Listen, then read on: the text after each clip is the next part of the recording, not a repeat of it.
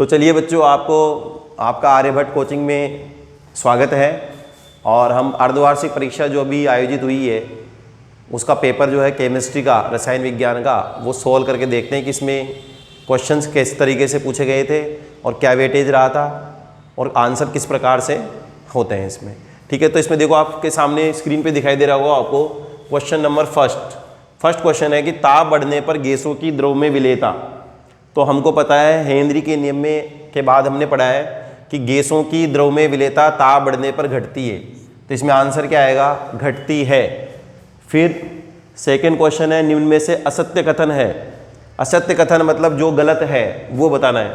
तो पहला क्वेश्चन है समान मोललता वाले सुक्रोज के दो अलग अलग विलयन जिनके विलायक अलग हैं उनके हिमांक में अवनमन समान होते हैं। ऐसा नहीं होता है क्योंकि मोललता समान है लेकिन दो अलग अलग विलयन है, तो ये गलत कथन है। आगे देखो, किसी विलयन का परासरण दाब पाई बराबर CRT समीकरण द्वारा दिया जाता है। ये बात बिल्कुल सही है।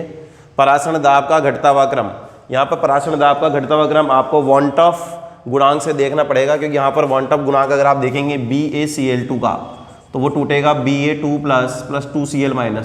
तो यहाँ पर 3 आयन प्राप्त हो रहे हैं, इसलिए वॉन्ट ऑफ गुणांक ज़्यादा है तो इसका परासरण दाब ज़्यादा होगा। यहाँ पर 2 आयन है, यहाँ पर परासरण दाब इससे कम होगा। फिर यहाँ पर ये दुर्बल अम्ल है इसलिए इसका परासरण दाब और कम होगा। और ये सुक्रोज है, इसका तो वॉन्ट ऑफ गुणांक होता ही नहीं है, इसलिए सब ये जो कथन है बिल्कुल सही है। उसके बाद है राउल्ट के नियमानुसार जब किसी वाष्पशील विलायक में अवाष्पशील विलय मिलाया जाता है तो वाष्प दाब में अवनमन विलयन के मोल अंश के समानुपाती होता है। ये बात हम पढ़ चुके हैं, वाष्प दाब के आपेक्षिक अवनमन में वो मोल अंश के समानुपाती होता है। इसका मतलब ये बात भी सही है। तो आंसर आपका कौन सा आएगा? A। ठीक है। उसके बाद नेक्स्ट क्वेश्चन है, इसमें निम्न में प्रबलतम ऑक्सीकारक है। अब देखिए यहाँ पर ये जो क्वेश्चन है ये थोड़ा कंट्रोवर्शियल क्वेश्चन है। निम्न में प्रबलतम ऑक्सीकारक है, तो आप वैसे तो देख सकते हैं ऑक्सीकारक क्या होता है? जिसका खुद का अपचयन होता है। अब यहाँ पर वैसे तो इसका आंसर जो किससे जाएगा? अपचयन विभव से जाएगा। किससे जाएगा?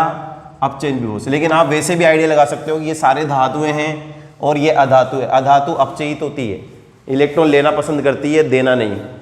ठीक है, तो यहाँ पर वैसे भी देख सकते हैं, लेकिन आप अगर अपचयन विभव के आधार पर देखना चाहो तो मैं आपको अपचयन विभव के आधार पर भी दिखा सकता हूँ। देखिए पहले का आंसर ये है, दूसरे का, तीसरे का। अपचयन विभव देखिए आप, क्लोरीन का जो अपचयन विभव है +1.36, मतलब इसका धनात्मक है, बाकी सबका ऋणात्मक अपचयन विभव है। तो धनात्मक अपचयन विभव मतलब ये अपचयित होना पसंद करता है, इसका मतलब ये प्रबल ऑक्सीकारक है। ठीक है। अब आपके पास में जो नेक्स्ट क्वेश्चन है वो है Al2O3 से 1 मोल एल्यूमिनियम प्राप्त करने के लिए आवश्यक आवेश की मात्रा। 1 मोल एल्यूमिनियम आपको प्राप्त करना है, तो आप देखेंगे यहाँ पर आंसर देखिए, Al2O3 से क्या बन रहा है? Al। तो यहाँ पर 3 फेराडे, 3 मोल इलेक्ट्रॉन हम ले रहे हैं। इसका मतलब 1 मोल के लिए 1 फेराडे, 1 मोल इलेक्ट्रॉन पर 1 फेराडे होता है, तो 3 मोल इलेक्ट्रॉन पर कितना आंसर आ जाएगा? 3 फेराडे। तो आंसर क्या होगा? 3 फेराडे। नेक्स्ट क्वेश्चन जो आपके पास है वो है कि सीसा संचयक जो सेल होता है वो चार्ज होते समय, अब आपको क्वेश्चन में जो NCERT में दिया हुआ वो डिस्चार्ज की रिएक्शन है, तो चार्ज होते समय वो रिएक्शन क्या हो जाएगी? उल्टी हो जाएगी। तो आप देखेंगे यहाँ पर ऑप्शन है एनोड पर PbSO4 Pb में अपचित होता है। तो हम यहाँ पर आंसर देखते हैं, तो आंसर देखिए आप, एनोड पर जो अभिक्रिया होती है, एनोड पर PbSO4 Pb में अपचित होता है। सीसा संचयक सेल पर होने वाली अभिक्रिया ये है। लेकिन जब ये अभिक्रिया कब है? जब डिस्चार्ज हो रहा है। तो अभिक्रिया जब चार्ज होगी तो अभिक्रिया उल्टी हो जाएगी, यानी कि PbSO4 से क्या बनेगा? Pb। तो उपरोक्त अभिक्रिया चार्ज होने पर विपरीत हो जाएगी, और विपरीत होने पर आपका जो आंसर होगा वो होगा A, यानी कि एनोड पर PbSO4 Pb में अपचयित होगा, यानी कि उल्टा आंसर हो जाएगा। ठीक है। छठा क्वेश्चन बहुत ही सिंपल है, प्रथम कोटि की अभिक्रिया के लिए वेग स्थिरांक का मात्रक। तो ये आप फिजिक्स में भी पढ़ते हो, सेकंड इनवर्स, समय इनवर्स आता है। ठीक है, ये बहुत ही सिंपल प्रश्न था जो कि अर्धवार्षिक परीक्षा में आपसे पूछा गया। फिर आता है इसके अंदर B, फिर इसके अंदर आप 6 नंबर का जो आपका क्वेश्चन है, इसको मैं एडजस्ट कर देता हूँ। ठीक है, 7 नंबर का क्वेश्चन है ज्यामितीय समायोजकता प्रदर्शित करने वाला, ज्यामितीय समायोजकता प्रदर्शित करने वाला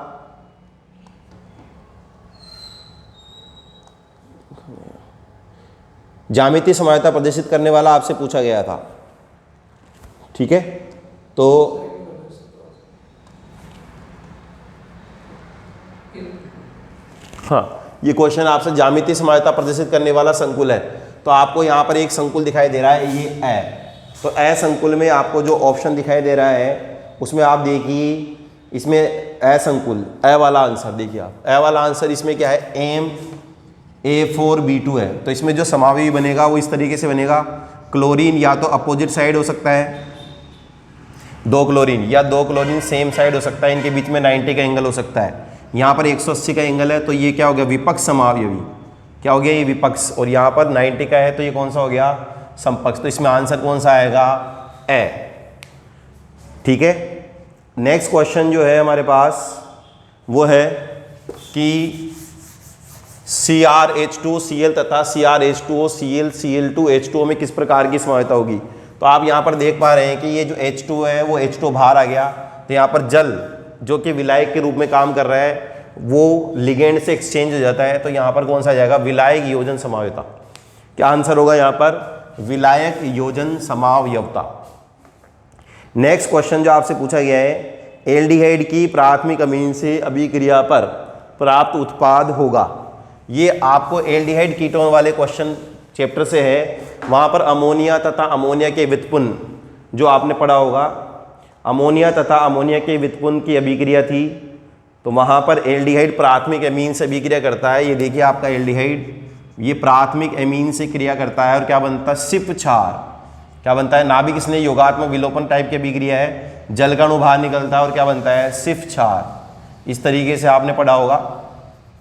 ठीक है, तो यहाँ पर आंसर क्या आ जाएगा, सिर्फ क्षार। ठीक है, क्या आंसर आ जाएगा, सिर्फ क्षार, स आंसर। ठीक है, उसके बाद आप क्या आ रहा है क्वेश्चन, निम्न अभिक्रियाओं में कौन सी अभिक्रिया में कार्बन कार्बन बंध का निर्माण नहीं होता है। तो यहाँ पर जो पहला ऑप्शन है राइमर-टीमान, इसमें भी कार्बन कार्बन बंध का निर्माण होता है। फ्रीडेल क्राफ्ट अभिक्रिया में आपको पता है कि एल्किल समूह आक्रमण करता है, कार्बन कार्बन बंध का निर्माण होता है। वुड्स अभिक्रिया में कार्बन डबल होते हैं। केनीजारो में कार्बन कार्बन बंध का निर्माण नहीं होता है। तो आंसर कौन सा आएगा, केनीजारो। ये केनीजारो अभिक्रिया आपके सामने दिखाई दे रही है। यहाँ पर क्या होता है, एक एल्डिहाइड होता है जिसमें अल्फा कार्बन नहीं होता है। तो ये सांद्र NH की उपस्थिति में डिस्प्रपोर्शनेशन यानी असमानुपातर प्रकार की अभिक्रिया होती है। एक अणु का ऑक्सीकरण होता है, एक का क्या होता है, अपचयन। तो यहाँ पर कार्बन कार्बन बंध का निर्माण नहीं होता है। ठीक है, नेक्स्ट क्वेश्चन जो आपके पास है क्वेश्चन नंबर 11, पराशण दाब की परिभाषा। तो ये सिंपल क्वेश्चन है। पराशण दाब की परिभाषा आपको पता है, जिस तरीके से आप दे सकते हैं, यहाँ पर मैंने लिखी, वह न्यूनतम दाब जिसे अर्धपारगम्य झिल्ली। अर्धपारगम्य झिल्ली लिखना बहुत जरूरी है। अगर बच्चों आपने अर्धपारगम्य झिल्ली नहीं लिखी तो आपका नंबर कट जाएगा, क्योंकि पराशण दाब अर्धपारगम्य झिल्ली पर लगाया जाता है। वह न्यूनतम दाब जिससे कि पराशण की प्रक्रिया रुक जाए, उसी को क्या बोलते हैं हम, पराशण दाब। फिर आपके जो क्वेश्चन था वो था इसके अंदर 12वां क्वेश्चन कि 5 ग्राम NaOH को, यहाँ पे क्वेश्चन देखेंगे आप, तो 5 ग्राम NaOH को आपने 250 ml जल में मिलाया है। किसमें मिलाया है आपने, 250 ml जल में मिलाया है। देखिए 12वां क्वेश्चन आपको दिखाई दे रहा होगा स्क्रीन पे। 5 ग्राम है, यहाँ पे 5 ग्राम NaOH को 250 ml जल में मिलाए गए, विलयन की मोलरता। तो ये बहुत ही सिंपल प्रश्न है। मोलरता बराबर क्या होगा, ग्राम में मात्रा बटे मोल द्रव्यमान।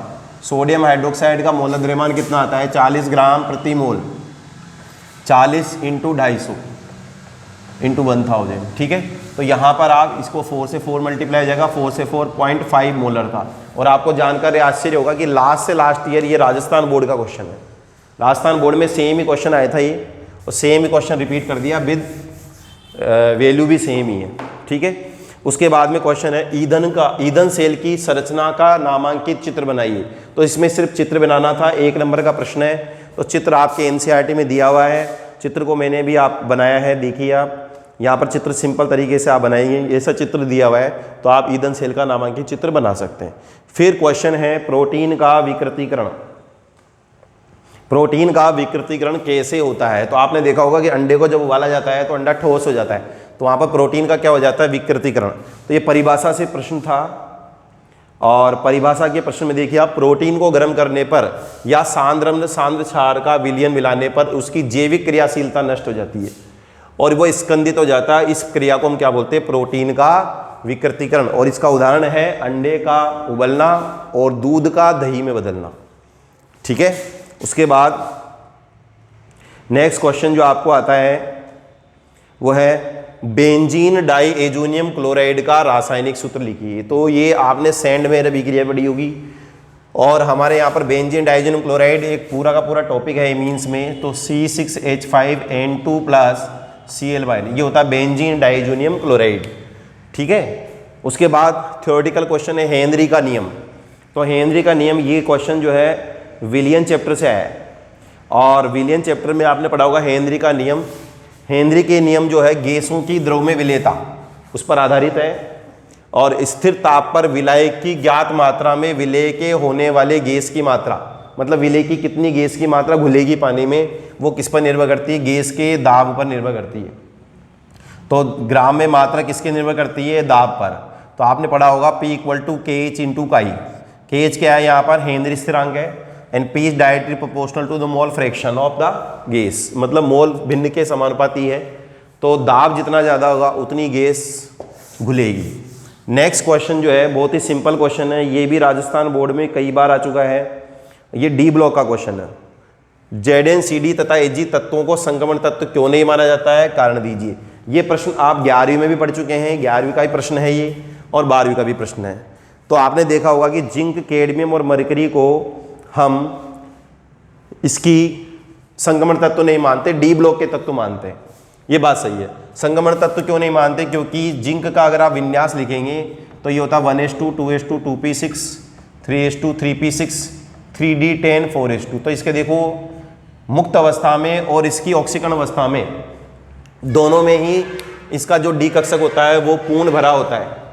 दोनों में क्या होता है? इसका डी कक्षक पूर्णतया भरा होता है। इस परमाणु की अवस्था तथा सामान्य ऑक्सीकरण अवस्थाओं में डी कक्षक पूर्ण होते हैं, अतः इन्हें संक्रमण तत्व नहीं कहा गया है। Zn के नीचे कैडमियम होता है, कैडमियम के नीचे मरकरी होता है, ये तीनों ही संक्रमण तत्व नहीं है। क्लियर? उसके बाद में नेक्स्ट क्वेश्चन आता है आपका विद्युत रसायन वाले चैप्टर से। विद्युत रसायन वाले चैप्टर से क्वेश्चन आता है कि यदि 298 केल्विन ताप पर एसिटिक अम्ल HCl NaCl के लिए अनंत तनुता पर मोलर चालकताओं के मान दिए गए हैं, तो आपको सोडियम एसीटेट की अनंत तनुता पर मोलर चालकता ज्ञात करनी है। ऐसा प्रश्न आपको NCERT में भी है, बहुत ही सरल प्रश्न है। इसमें क्या करना है? आपको जो दिए गए हैं आपको इसकी निकालनी है। इसके आयन देखेंगे आप CH3COO- प्लस Na+। अब CH3COO- आयन किससे मिल रहा है? एसिटिक अम्ल से। तो एसिटिक अम्ल की लिमिटिंग मोलर कंडक्टिविटी यानी कि सीमांत मोलर चालकता 390.5 है, और NaCl की है 126.4। तो इन दोनों को जोड़ करके HCl की घटा देंगे, तो H से H कैंसिल हो जाएगा और आपका Cl से Cl कैंसिल हो जाएगा। तो CH3COO की आ जाएगी, माइनस कर देंगे 425.4 से 516 इसका टोटल आएगा, तो आंसर आ जाएगा 91.5। ठीक है, तो मतलब जो आयन आपको जहाँ से मिल रहे हैं उनको तो जोड़ देना है, और जो आयन नहीं मिल रहे हैं उसको माइनस कर देना, सीधा आंसर आ जाएगा। और आप इसको इक्वेशन से भी कर सकते हैं, बहुत ही सिंपल प्रश्न है, और ऐसा ही प्रश्न आपको NCERT की बुक में भी दिया हुआ है। क्लियर? उसके बाद में नेक्स्ट क्वेश्चन आता है हमारा क्वेश्चन नंबर 18। क्वेश्चन नंबर 18 देखिए आप, बहुत ही सरल प्रश्न है। Ti4+ आयन रंगहीन होता है, कारण दीजिए। तो आपको पता है कोई भी आयन रंगीन कब होता है? जब उसमें अयुग्मित इलेक्ट्रॉन उपस्थित हो। इसका मतलब Ti4+ में अयुग्मित इलेक्ट्रॉन उपस्थित नहीं है। तो देखेंगे हम टाइटेनियम का विन्यास। देखिए आप, टाइटेनियम का विन्यास होता है 1s2 2s2 2p6 3s2 3p6 3d2 और 4s2। टाइटेनियम 4+ में ये जो 3d2 और 4s2 के दोनों इलेक्ट्रॉन है ये गायब हो जाएंगे, और ये हो जाएगा 3d0 4s0। अब यहाँ पर अयुग्मित इलेक्ट्रॉन उपस्थित नहीं है, अयुग्मित इलेक्ट्रॉन अनुपस्थित है, और अनुपस्थित है तो ये रंगहीन ही होगा, क्योंकि इलेक्ट्रॉन अयुग्मित इलेक्ट्रॉन उपस्थित होता है तभी विलयन क्या होता है, तभी आयन क्या होता है? रंगीन होता है। नेक्स्ट क्वेश्चन है, वही क्वेश्चन वहीं से जुड़ा हुआ है। संक्रमण धातुएं सामान्यतः रंगीन यौगिक बनाती है, कारण स्पष्ट कीजिए। संक्रमण धातुएं कौन सी होती है? डी ब्लॉक की धातुएं होती है, उनको हम संक्रमण धातु बोलते हैं, क्योंकि संक्रमण तत्व आयन में कक्षक, डी कक्षक जो होते हैं उनमें अयुग्मित इलेक्ट्रॉन होते हैं, जो कि वातावरण से ऊर्जा लेकर के उत्तेजित हो जाते हैं, और आपने पढ़ा होगा डी कक्षकों में ही चले जाते हैं वो। तो डी संक्रमण के कारण वहाँ पर संक्रमण तत्व क्या होते हैं? रंगीन होते हैं। जब वो वापस लौटते हैं, आपने डी संक्रमण पढ़ा होगा, यहाँ पर 2 कक्षक होते हैं, इसको बोलते हैं Eg कक्षक, और 3 कक्षक होते हैं, इसको बोलते हैं T2G कक्षक। इलेक्ट्रॉन ऊपर जाता है ऊर्जा अवशोषित करके, वापस जब आता है तो यहाँ पर विजिबल रेंज में ऊर्जा उत्सर्जित करता है और वही रंग हमें दिखाई देता है। इस तरीके से हम कह सकते हैं कि संक्रमण तत्वों में अयुग्मित इलेक्ट्रॉन उपस्थित होते हैं और अयुग्मित इलेक्ट्रॉन उपस्थित होने के कारण ये रंगीन होते हैं। नेक्स्ट प्रश्न नंबर 19, बहुत ही सरल प्रश्न है।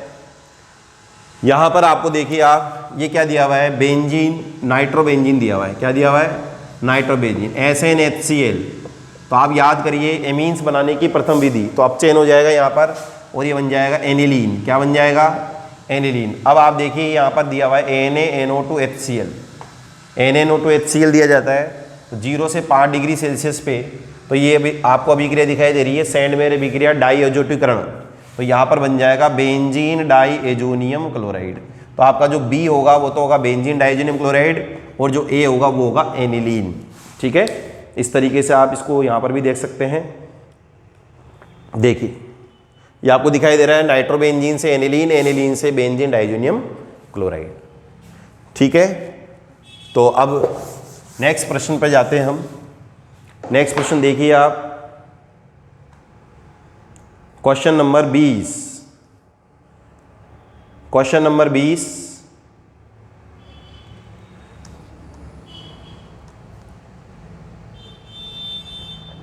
थ्योरेटिकल क्वेश्चन है और बहुत ही सिंपल प्रश्न है। जैव अणु वाले चैप्टर से आया ये। आवश्यक तथा अनावश्यक अमीनो अम्लों को उदाहरण सहित समझाइए। तो बायोलॉजी वाले बच्चों को तो ये बहुत ही सिंपल लगेगा, मैथ्स वालों के लिए थोड़ी समस्या हो सकती है। आवश्यक अमीनो अम्ल वो अमीनो अम्ल होते हैं जो हमारा शरीर नहीं बनाता, हमें बाहर से भोजन से या आहार से लेना पड़ता है। अनावश्यक अमीनो अम्ल वो होते हैं जो हमारा शरीर खुद ही बना लेता है, हमें बाहर भोजन से आवश्यकता उनकी नहीं होती है। अमीनो अम्ल से क्या बनता है, प्रोटीन बनता है, और प्रोटीन हमारे शरीर के लिए बहुत आवश्यक है। जिसे यहाँ पर मैंने लिखा है आवश्यक अमीनो अम्ल, मतलब अमीनो अम्ल जिन्हें हमारा शरीर नहीं बनाता है और ये हमें आहार से प्राप्त करने पड़ते। उदाहरण है वेलिन, आइसोल्यूसिन, आर्जिनिन। अनावश्यक अमीनो अम्ल वे हैं जो हमें शरीर से प्राप्त हो जाते हैं। एग्जाम्पल आ जाएगा एलानिन और ग्लूटामिक अम्ल। ठीक है, थ्योरेटिकल क्वेश्चन है, कोई ज़्यादा इसमें बहुत बड़ा रॉकेट साइंस नहीं है।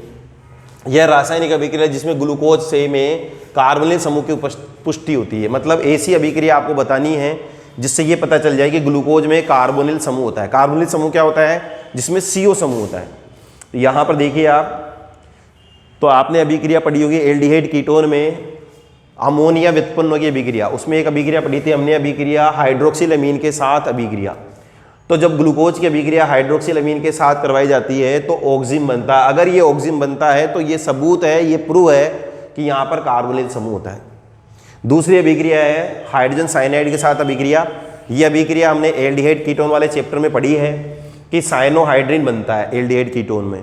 तो अगर ये साइनोहाइड्रिन बना रहा है इसका मतलब इसमें कार्बोनिल समूह है।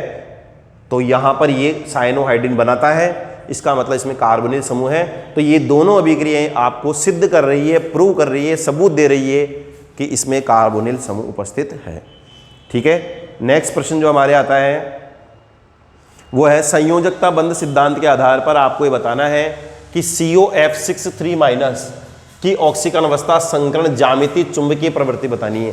सारा क्वेश्चन VBT से है, ये वैलेंस बॉन्ड थ्योरी और उपसंयोजक यौगिक का प्रश्न है।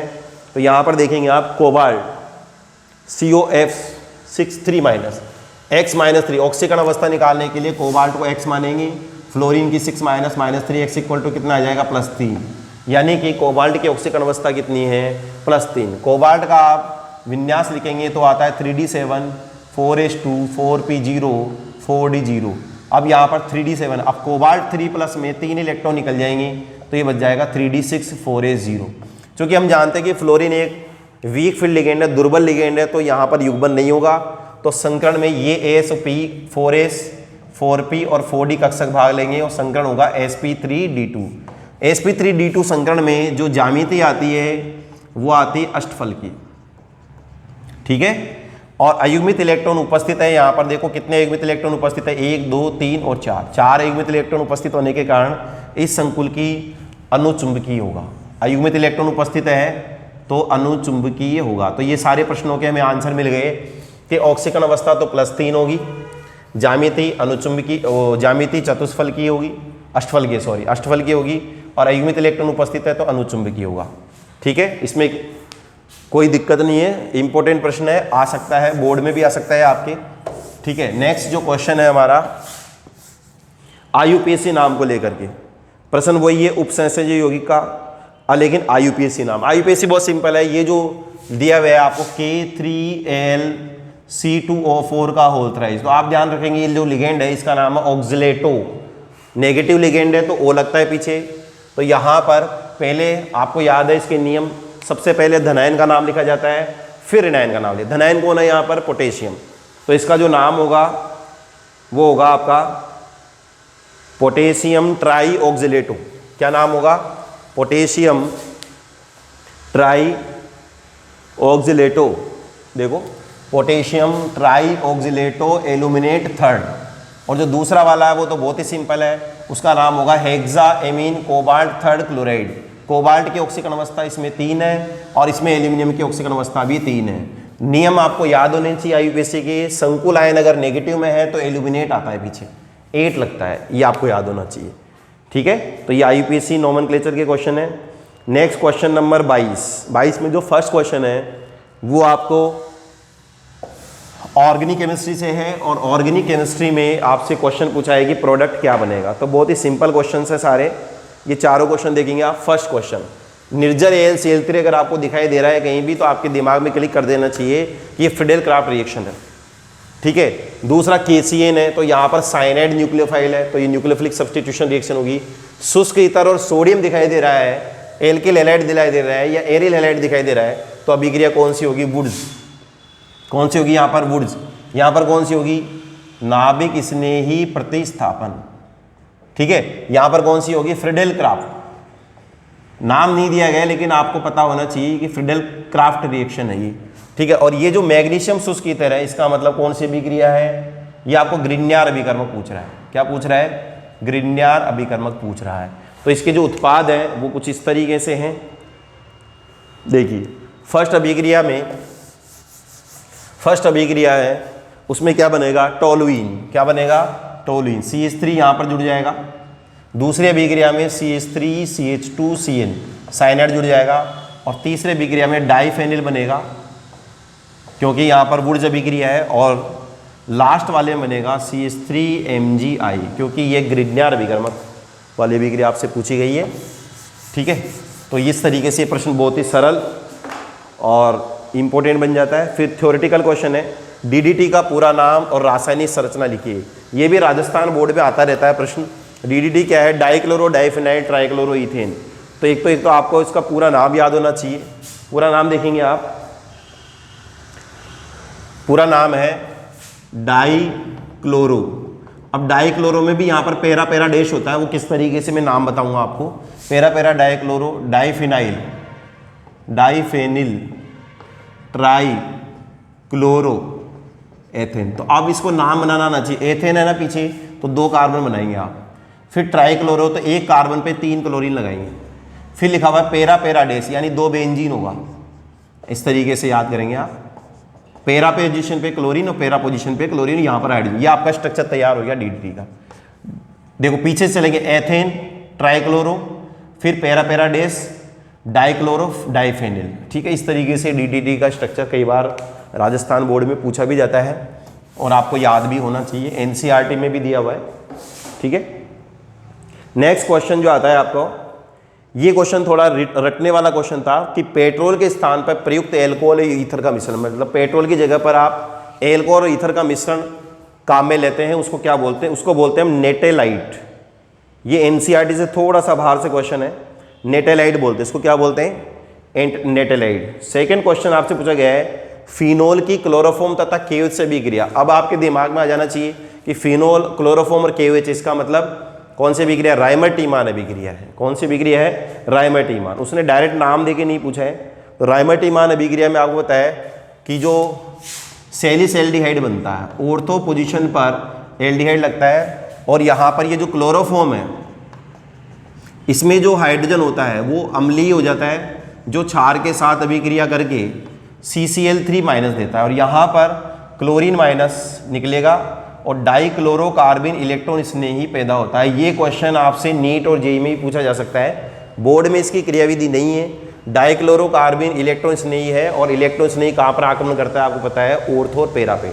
जब ऑर्थो पर आक्रमण करता है तो यहाँ पर बनता है डाइक्लोरो, एक कार्बन से 2 क्लोरीन जुड़े होते हैं, फिर नाभिक स्नेही प्रतिस्थापन अभिक्रिया से यहाँ पर OH आ जाता है और एक कार्बन पे 2 H नहीं रहते, वाटर मॉलिक्यूल निकल जाता है और एल्डिहाइड बन जाता है। इस तरीके से ये अभिक्रिया होती है। ठीक है, तो आपको उत्पाद याद रखना है, कौन सा बनेगा, सैलिसैल्डिहाइड। नेक्स्ट क्वेश्चन जो आपसे पूछा गया है वो ये है कि फिनोल जो है एल्कोहल की तुलना में प्रबल अम्ल होता है, कारण स्पष्ट कीजिए। आपको कारण बताना है कि ये जो फिनोल है वो एल्कोहल से ज़्यादा अम्लीय होता है।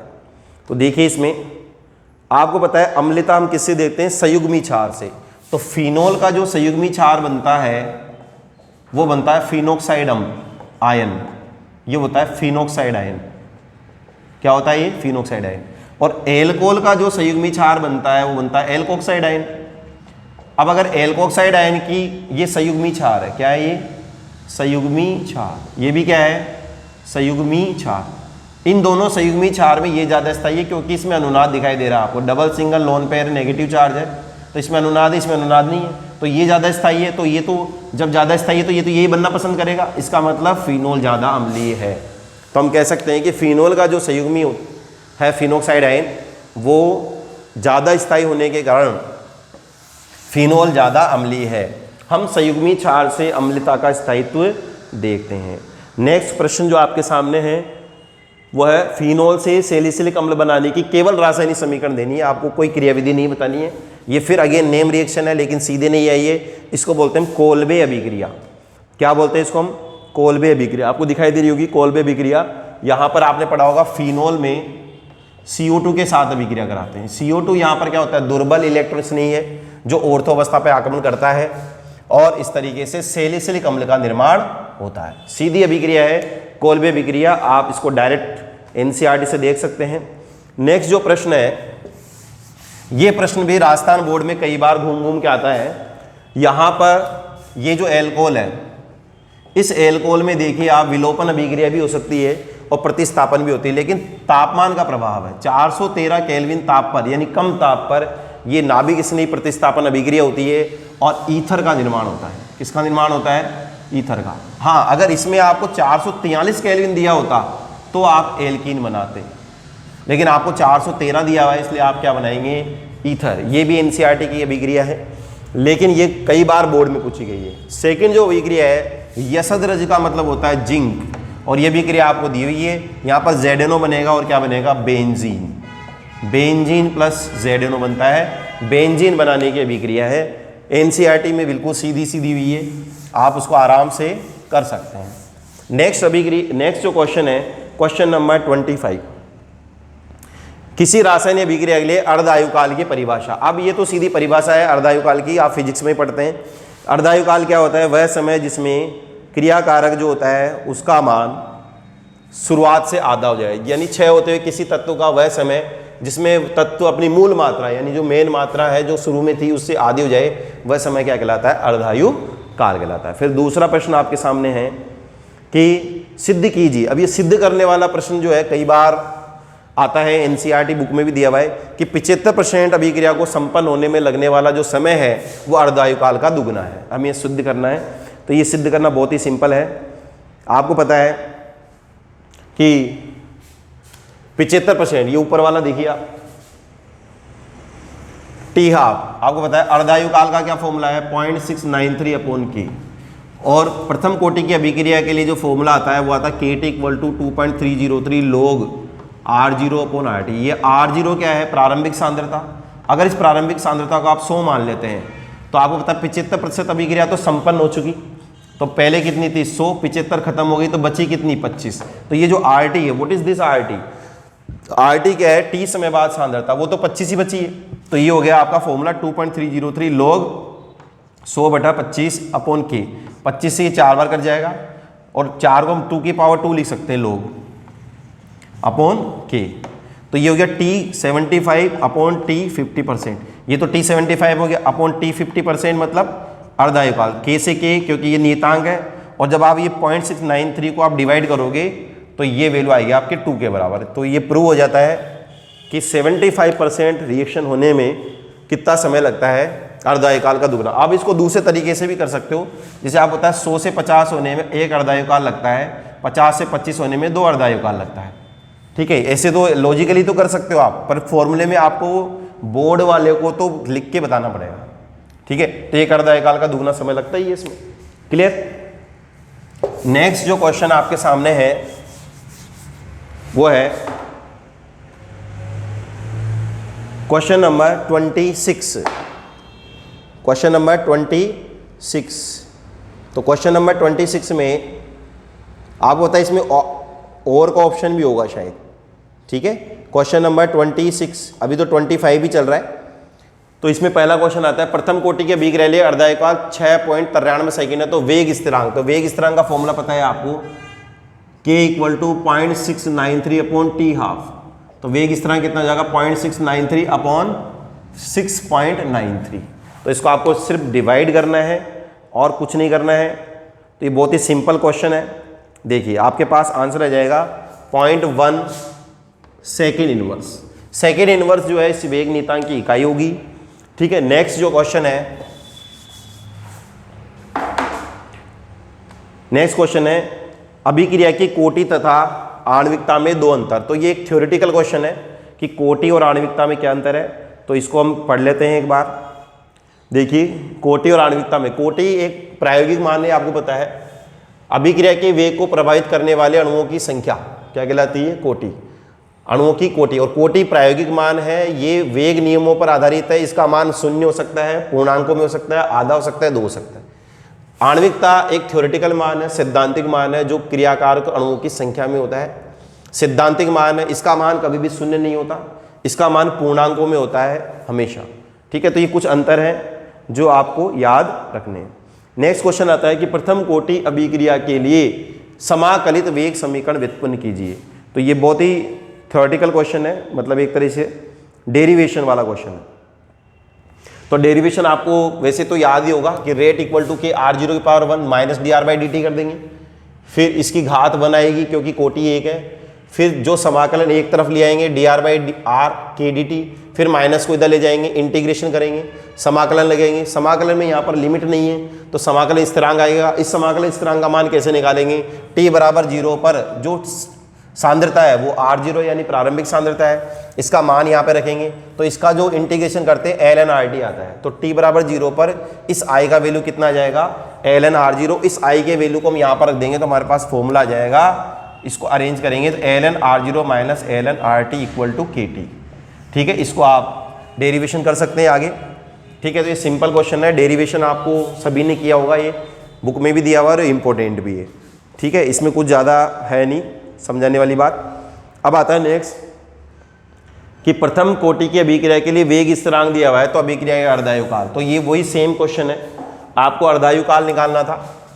तो t हाफ = 0.693 अपॉन k, 0.693। तो 0.693 k का वैल्यू आपको दे रखा है 5 × 10⁻14 सेकेंड इनवर्स।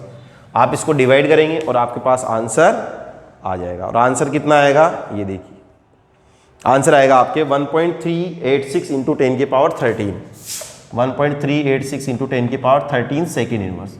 ठीक है, इसको जस्ट डिवाइड करना है, सिंपल क्वेश्चन है, कोई इसमें ज़्यादा बड़ा न्यूमेरिकल नहीं है ये। उसके बाद क्वेश्चन पूछा जा रहा है आपसे, निम्नलिखित अभिक्रिया का अर्धायुकाल ज्ञात कीजिए। अर्धायुकाल ये अभी अपन ने जो किया था क्वेश्चन वही है। अब नेक्स्ट क्वेश्चन है, कार्बोक्सिलिक अम्लों को अम्लता के बढ़ते क्रम में व्यवस्थित कीजिए। ये क्वेश्चन आपके एनसीईआरटी का ही प्रश्न है, एनसीईआरटी में दिया हुआ है। अम्लीय सामर्थ्य हम किसके समानुपाती कहते हैं, -I प्रभाव के समानुपाती कहते हैं, और +I के व्युत्क्रमानुपाती। तो यहाँ पर देखो आप, ये जो बेंजोइक अम्ल है इसमें एक तरफ तो लगा हुआ है OCH3, यहाँ पर बेंजोइक अम्ल है, यहाँ पर लगा हुआ है NO2। ठीक है, अब NO2 आपको पता है इलेक्ट्रॉन खींचने वाला समूह -I -M दोनों है, और यहाँ पर +M +I है। तो ये इलेक्ट्रॉनों को धक्का देगा, इससे H+ आसानी से नहीं निकलेगा, जबकि यहाँ पर -I प्रभाव से इलेक्ट्रॉन खींचेगा, इसलिए इसकी अम्लता सबसे अधिक होगी। तो सबसे ज़्यादा अम्लीय होगा 4-नाइट्रोबेंजोइक अम्ल, फिर बेंजोइक अम्ल और फिर 4-मिथोक्सीबेंजोइक अम्ल। NCERT का प्रश्न है, सिंपल प्रश्न है, कोई इसमें ज़्यादा कठिन नहीं है। नेक्स्ट क्वेश्चन आपसे पूछा गया है कोल्बे वैद्युत अपघटन। वैद्युत अपघटन आपको दिया हुआ है NCERT में। वैद्युत अपघटन में क्या करते हैं, विद्युत द्वारा अपघटन करते हैं। तो देखिए यहाँ पर इसकी क्रियाविधि देखेंगे। सबसे पहले अम्ल का आप लवण बनाते हैं, लवण बनाने पर ये माइनस और प्लस में कन्वर्ट हो जाता है। फिर विद्युत अपघटन में आप बताएं माइनस वाला कहाँ जाएगा, एनोड पर, प्लस वाला कहाँ पे जाएगा, कैथोड पर। तो एनोड पर जाता है एसीटेट आयन। ये एसीटेट आयन की संरचना अगर आप देखेंगे तो CH3 C double bond O electron होता है। यहाँ से CO2 गैस बाहर निकलेगी और मेथिल मुक्त मूलक बनेगा। ऐसे मेथिल मुक्त मूलक 2 बन जाएंगे और मेथिल मुक्त मूलक आपस में क्रिया करके क्या बन जाएंगे, एथेन।